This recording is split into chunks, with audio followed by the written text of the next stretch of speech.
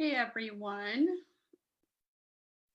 Um, I think I'm live here trying to go over the day one nutrients for thyroid health for the 5-day thyroid reboot challenge. I'm not sure that it's quite working yet.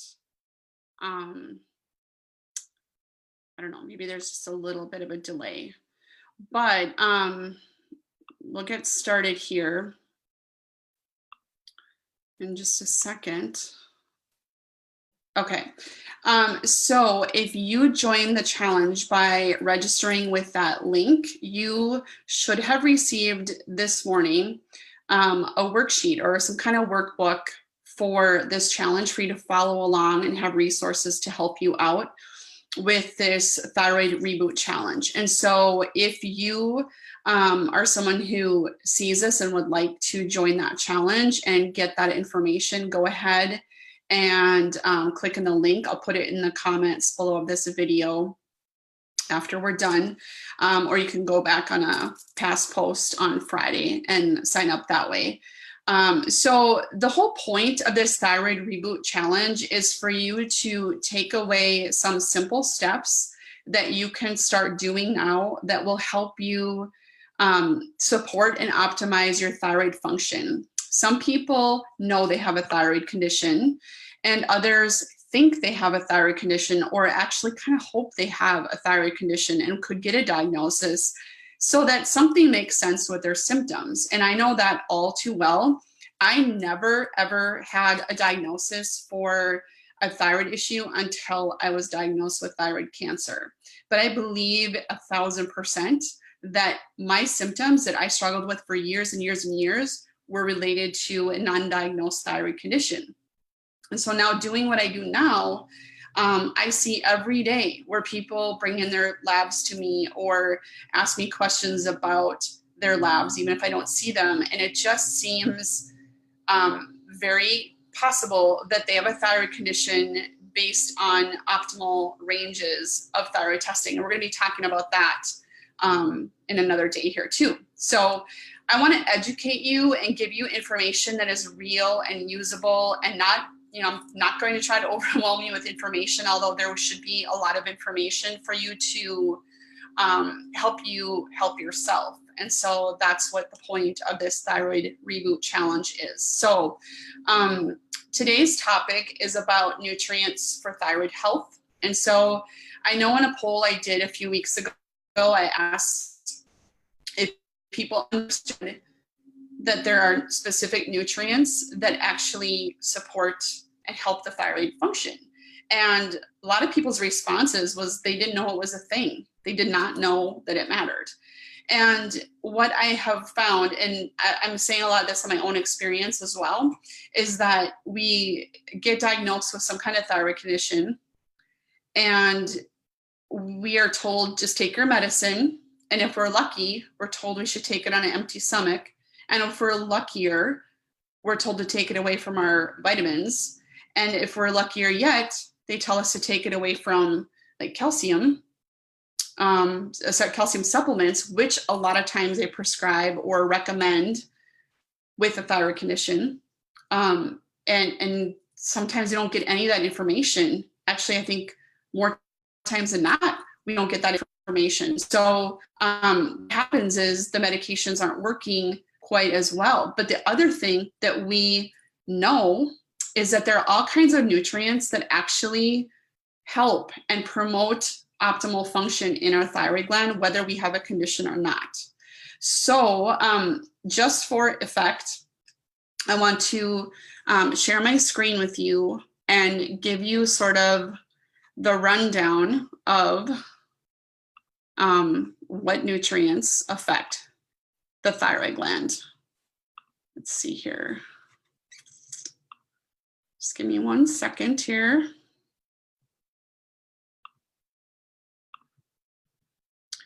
All right, so I hope everybody can see this. So if we look at just hypothyroidism alone, which is the most commonly diagnosed thyroid condition, we look at these nutrients. So glutathione, and I'm going to talk through each of these, and I'm going to give you some ideas where you can find these in foods, and it doesn't have to be overwhelming. A lot of these foods overlap. You don't have to go and buy weird and strange foods, although there are some of those in here, or things that I know I won't eat. So, and I'm not super picky, but there are many things you can go on, a lot of overlap, so it's not too daunting for you. So I'm sure some of these nutrients you maybe haven't even heard of, other than kind of your typical alphabet vitamins. But let's start with glutathione. So glutathione is a big antioxidant. It is your kind of your main super duper antioxidant in your body. And when you have hypothyroidism or dysfunctioning thyroid gland, this process doesn't work. That's an enzyme that helps break down free radicals. It helps convert there's another nutrient called NAC that is converted into glutathione, and that's impacted by a thyroid dysfunction. And so without it, it decreases our ability to address free radicals in our body. And so it's a big antioxidant. With the thyroid condition, it's not working so well. So that's kind of the gist of that, of what you need to do, or why it's important to make sure you have good glutathione. All right, so some food sources of glutathione is meats, just meats in general, yogurt, wheat germ, and eggs. Okay, so the wheat germ thing, I know I talk a lot about thyroid conditions, autoimmune conditions, and gluten. So some of this stuff, take out of play, because we don't want to impact the thyroid in a different way. So meat, yogurts, and eggs are good sources of glutathione. But if you're someone that's avoiding dairy, then we are down to meats and eggs for that. So animal proteins are very important for a lot of these processes. Actually, a lot of these nutrients that we're going to be talking about. So if someone is a vegan or vegetarian, there's maybe a little more we have to do with working at combining proteins and getting the nutrients up with that. Sometimes some supplementation, although glutathione is kind of difficult to supplement. So there's other things we need to look at. So that's that information on that. Vitamin B, or B vitamins, there's a few that we need to address with this.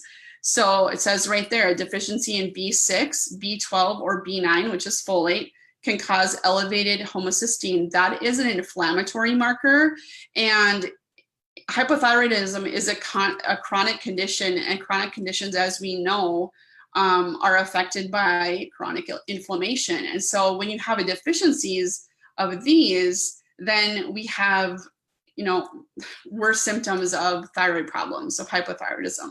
So we need to get our B vitamins, and we can do lots of nuts and seeds. We can do avocados. We can do bananas. We can do fish and meat, eggs, poultry, and also, I think I said red meats, didn't I?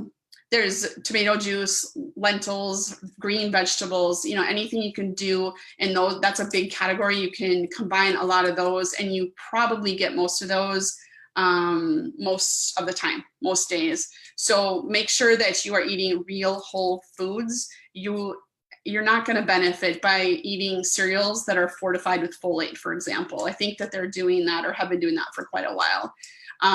That's not the kind of folate that's going to benefit your health in any way, shape, or form, much less a thyroid problem. So B vitamins are commonly deficient, and a lot of times it's thought that they're not very common to have deficiencies because they're so readily available. But I see it almost daily with the micronutrient panels that I do. People are deficient in several B vitamins, if not all of them. And it's because of stress. And stress and thyroid do not play well together. So that's another connection there to that. Okay, let's move on to vitamin C and E. These are also considered antioxidants. And we can get vitamin C. Everybody thinks of oranges and orange juice. Orange juice is probably the worst form of getting your vitamin C. It's so minimal by the time it's processed and put in the cartons and sitting on the shelves for a while. You need to get it from Whole Foods, strawberries, from green peppers, things like that. Again, real Whole Foods. If you registered, you have the list that's a little more comprehensive for that. And then for vitamin E as well. So vitamin E, we're looking at liver. If you like liver, eggs, nuts, and seeds, that type of thing. The reason why we need these are antioxidants, and these can help with detoxification of your liver, and detoxification process, which is part of one of my main programs, helps to support that thyroid function right there. So it says right there that the vitamin C and E partially restore thyroid function when liver detoxification ability is compromised. And the reason why the liver can be compromised sometimes is because of what we eat, the chemicals we have in our food, in our skin, on our skincare products, in our environment, stress, all that stuff can compromise our ability to detoxify. And so having those nutrients to support that process is super important. So again, these aren't crazy foods. Maybe liver is something, like organ meats are not something that are part of your diet. They don't have to be. There's many other things that you can eat to help boost the vitamin C and vitamin E that are pretty common. Vitamin A, this is a really important one, and it's something that that a lot of people are very scared about, because we hear of vitamin A toxicity regularly. And what people don't quite understand is that vitamin A comes in different forms, and not all forms are created equally. So what vitamin A does, it helps to activate the gene that regulates TSH, which is the main thing that's tested with thyroid function, to see how well the brain is telling the thyroid gland to produce hormones, or how well they're talking to each other. So vitamin A from foods, you're going to take in eggs, again, liver, if you like that kind of thing, orange and green vegetables, and fruits. So you can get vitamin A from a lot of different things as well, a lot of common things that you can take in every day that overlap with some of these other things that we are talking about. Zinc is another. This is one of the big ones. They're all important, but there's two that I want to address specifically, and I'll do the next one after zinc. So zinc increases thyroid hormone T3 in deficient subjects. So one of the things, and we'll talk about this more later in the week when we talk about nutrient or thyroid testing, is that the hormone T3 is oftentimes deficient, or it's not converted to properly in people who are stressed, and people who have poor liver function, and people who are nutrient deficient. And so even if you don't have that thyroid diagnosis that so many people are actually looking for in a weird sort of way, a lot of times it starts with deficiencies in these nutrients, and then some of the thyroid numbers are a little off. They're starting to show us that they're not really in those optimal ranges, and are certainly not helping the thyroid gland at all. So increasing your intake of zinc foods, again, a couple of them are a little obscure or not as common, but you're gonna get it from red meat, poultry, nuts, and seafood. The other thing is oysters. So if you are someone who likes oysters, again, getting good quality oysters and all the other good foods too in a good quality form are really important for upping that zinc levels, because it'll help with your thyroid. So one of the things with red meat that I talk about, let's see where I'm at here, just looking at my notes. With red meat, if you're gonna eat red meat to boost some of these nutrients, making sure that you're getting grass-fed organic beef, or as close to it as possible, is ideal, because they naturally have a higher content of zinc, and they also have good fatty acids, a higher level of omega-3 fatty acids versus the omega-6s. So those aren't called out on this nutrient form, but those are also very important for just overall health and wellness. So if you're going to do red meat, make sure that it's of the grass-fed and organic variety, if you can possibly do that. Let's skip down to selenium for a second, because I think of zinc and selenium first and foremost with thyroid nutrients, because of that thyroid hormone conversion. So you need selenium to convert T4 hormone into T3, which is the more active form. that's how that ties with the zinc that I just talked about on this nutrient wheel. So selenium helps that process. It can reduce the levels causing classic hypothyroidism symptoms such as fatigue, depression, and or weight gain, which is pretty much what everybody who has a thyroid condition discusses. They talk about the fatigue, they talk about depression, and they talk about weight gain. So if you don't have enough selenium, you are having a hard time converting thyroid T4 into the T3. So we have two main forms of thyroid hormone. T4 is the most abundant, but it's the least active. T3 is less abundant, but it's the most active. And that's the thing that sometimes is a ticket for people with medication therapies for thyroid hormone. And that was for me. I was on T4 only after my surgeries. And I spent 3 years feeling horrible, barely functioning with depression and fatigue and all that good stuff. And once I found a doctor who was willing to try some T3 with me, I knew within, I don't know, I'd like to say the first day or two, because it is a shorter acting medication, but for sure in 2 weeks. And he even told me, if this doesn't work for you in a couple of weeks, you'll know the difference. Then we know that that's not your issue. We don't need to be on it. But that was the ticket for me. And it is for a lot of people, I am finding. So what you can do to help support that process is up your intake of selenium. Again, all this can be done by supplementation, but we want you to eat foods that are high in these nutrients so that you don't have to, or you can supplement very little. The supplements aren't going to do all the work. The food needs to be the primary. So you're going to get selenium. Again, here's that liver. This is not something that I eat or have any interest in trying to expand my palate to eat liver. But for those that do, and there are people that do like it, you can get your selenium that way. Butter, cold water fish, garlic, whole grains, sunflower seeds, and Brazil nuts. So there are times when I'm working with people who their blood work comes back and they have probable thyroid function and their selenium levels are kind of borderline. What I do is just start them by eating Brazil nuts, eating 4 a day or 2 a day regularly, and that can help. Just that alone can help them feel better with some energy because they're converting the T4 to T3 a little bit better. So that's just a simple, easy way to start, increasing that selenium level. I mean, people can eat a couple Brazil nuts every day, even if you don't love them that much. Sprinkle sunflower seeds on a salad as sort of a condiment to your salad. Things like that is, easy to do to up that intake. But selenium and zinc are kind of the two main things we talk about with regard to conversion of the thyroid hormone. The other things, are ancillary, just as important, but they also, just help that process and help optimize the function of the thyroid.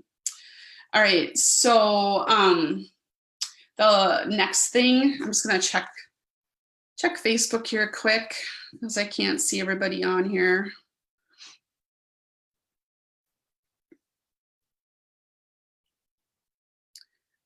If there's any questions that people are having, go ahead and you can put them in the comments. I'll see if I can find it in the group on my phone here. So then the next thing I want to talk about is copper. It oftentimes trends with the zinc as far as the nutrient status, or people have symptoms with regard to low or high copper versus zinc, because they work in synergy together at like a 2-to-1 ratio, is zinc to copper 2-to-1. And so if you have low levels of copper, it can induce hypothyroidism. So it indirectly affects thyroid status by its antioxidant role via the superoxide dismutase, which connects to how the glutathione works up there. This is all very convoluted and can be kind of, it can be difficult to understand, but I'm trying to pull out the reasons why these nutrients are super important for supporting the overall function of your thyroid. So copper is interesting because it has to do a lot with connective tissue and supporting the body. That way, the structure of your body and your skin. Oftentimes people with thyroid, hypothyroid, we're tired. our skin changes because of our fatigue and the depression, and then low nutrient status. Copper, it doesn't say this on this form, but copper can help support that as well. If you have deficiency in copper, it's going to make your symptoms of hypothyroidism worse. So foods, again, it sort of overlaps with zinc that you can get with eating copper. There's those oysters, again, dark leafy greens, organ meats, nuts, dark chocolate, not milk chocolate, but dark chocolate, and then oats. So this is where I talk about with people all the time. Everybody should be eating more and more vegetables. You should eat as many vegetables as you can. I'm not about you should only eat, or you should have 6 to 8 servings or whatever the recommendation is. You just should eat vegetables pretty much every time you eat, because there's so many benefits from the antioxidant status, which would affect your thyroid gland, and some of the other things that we're talking about here in the specific nutrients. So it's really important to expand your intake of vegetables. I mean, there's some adults that won't eat vegetables, but I feel like, as we know, kids are a lot pickier with that kind of thing. But I'm seeing adults that are really limited, but work on expanding that. It can happen.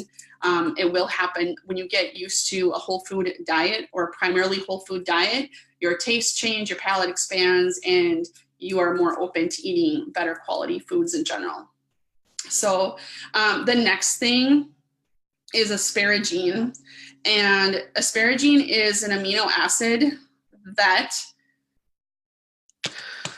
is necessary for the structure, the primary structure of the thyroid stimulating hormone. So TSH is that hormone that is dictated from the pituitary gland in your brain to help you put the thyroid hormone or produce the thyroid hormone that you need. So it regulates the communication. So asparagine, as you might guess, is something you can get from eating asparagus. So it's an amino acid that I see deficient in people who have hypothyroidism, specifically Hashimoto's with high antibodies. The TPO antibody especially is what I've seen lately. And so people who are deficient in asparagine and have an autoimmune or Hashimoto process happening with their thyroid gland benefit from fairly high doses of asparagine, like for 6 months, 3 months. You can see the antibodies come down really pretty quickly. It's pretty insane that it can happen that quickly if you know what your body actually is deficient in and needing. So I always tell people, start with asparagus, but there's more things you can eat to help boost the asparagine level. You're going to be able to get that from whey, from beef, poultry, eggs, fish, seafood, potatoes, legumes, nuts, and seeds. So really, there's a vast amount of foods that you can eat to improve your asparagine profile. So especially if you have an autoimmune function or autoimmune dysfunction with thyroid gland, make sure you are getting those foods in, and consider the micronutrient panel, if you want to get to the bottom of this kind of stuff, because I have seen, like I said, antibodies decrease pretty quickly using asparagine as a supplement for that. But start with the foods always. All right, then carnitine. People have heard about carnitine a little bit more. I feel like it's often combined with people who are really into weightlifting and bodybuilding and that type of thing, but it's not just for that. So decreased tissue levels of carnitine in both hypo and hyperthyroidism contribute to muscle fatigue. And I will tell you my own case study on that. One of the first times I tested myself, I was deficient in a ton of things. And then I did what I was supposed to do, eating the right foods. And then I tested again. And during that time, I had gone through kind of a stressful period. When you look back, you can always see that, oh, that was actually pretty stressful. But when you're in it doesn't seem like it was so bad. But I noticed that time, and then when I was really sick back before I, really worked on my own nutrition to help my thyroid problem, I had severe muscle fatigue to the point where I would be crawling up the steps at night to go to bed versus just walking up. I would have to lean over and help myself. I wanted all 4 limbs to help me go up the stairs. So that was what it looked like for me, where my muscles just felt tired, and anything I did my legs just felt heavy. And I found that second round of testing, the only thing I was super deficient in was carnitine for some reason. So carnitine takes the proteins, the fats, and the carbohydrates, specifically the fats from the foods you eat, and it converts it and pushes it into your cells, the mitochondria of your muscle cells, the powerhouses of your cells, to give you that energy to burn for fuel. And so that was not happening for me, which explained, in my case, in like major black and white way, that was what was contributing to my muscle fatigue. So carnitine is an amino acid, and so it's going to come primarily from animal-based foods. And so you're going to be able to get carnitine, like I said, animal products like meat, fish, and poultry. So if you are adding good animal protein to your diet, make sure, again, it's the best quality that you can get and afford. If you can't, you're still getting the nutrients you need. Just do your best with what you have. All right, lipoic acid. So this is an antioxidant. I talked about it in my color challenge that I did last spring, I believe, to help bring awareness to that the colors in your foods are indicative of how healthy they are and what they do. And so that's why it's important to eat all those colors and to improve your antioxidant status, which protects your thyroid cells from stress, from oxidative stress. So lipoic acid, though, this is something that needs to be understood. If you are eating a lot of foods that have that in it, you need to, again, this is another reason why your medications, your thyroid medications, should be taken away from food and or supplements. A good, 2 to 4 hours. And some people even say like a half an hour, but you need to have some space in between, because lipoic acid can help, or I'm sure not help, but actually interferes with your medication therapy, with T4 specifically. So if you are taking Synthroid or some generic form of T4, this is why you need to be very careful, because if you're not feeling well, that alone could be your issue. If you're eating, even if it's really healthy foods right along with your medication, that's a good indication that maybe you can separate that out. Maybe just that alone will help you feel a little bit better. So the other thing with lipoic acid is that it's known to help people with diabetic neuropathy and with blood sugar issues. And so hypothyroidism or thyroid conditions often co-occur with people with imbalanced blood sugar. So it's super important to make sure you have lipoic acid in your diet via the foods I just mentioned to help you balance out blood sugar. And that is something that they're using to help combat neuropathy from imbalanced blood sugar, is using lipoic acid for that, for nerve function and helping with that process. So it's important to eat, again, colorful foods. So red meat, Brussels sprouts, yams, potatoes, spinach, broccoli, and then in some cases supplementation is important for that, but not always. And like I said, you need to be super careful, especially if you're supplementing, and you're taking thyroid medications. That's why I don't recommend people just willy-nilly take things because it worked for someone else, or you heard about it on a TV commercial or whatever. That's why this is why it's so important to know what you're doing, but start with food for sure. And then the last one we'll talk about specifically is choline.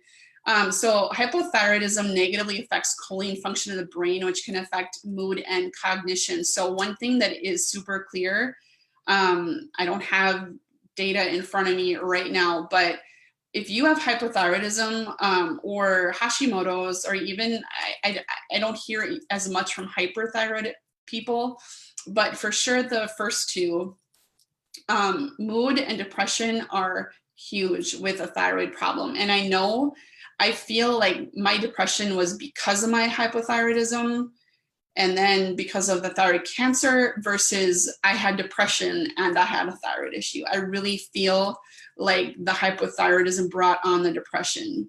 And in my case, it was undiagnosed or underdiagnosed, or however you want to say it. But when you have a deficiency in choline, which talked about the liver a lot in this video too, that when you don't have choline, you are not supporting your liver through the detoxification process. That then affects your mood and cognition. In fact, there are studies showing people with major dementia being treated with high doses of choline in order to get their cognition back and their memory recall. One of the things that people who have thyroid problems complain about is brain fog. They're lacking in being able to recall names, or maybe they can't say the word that they want to say, maybe lack of focus and that kind of thing.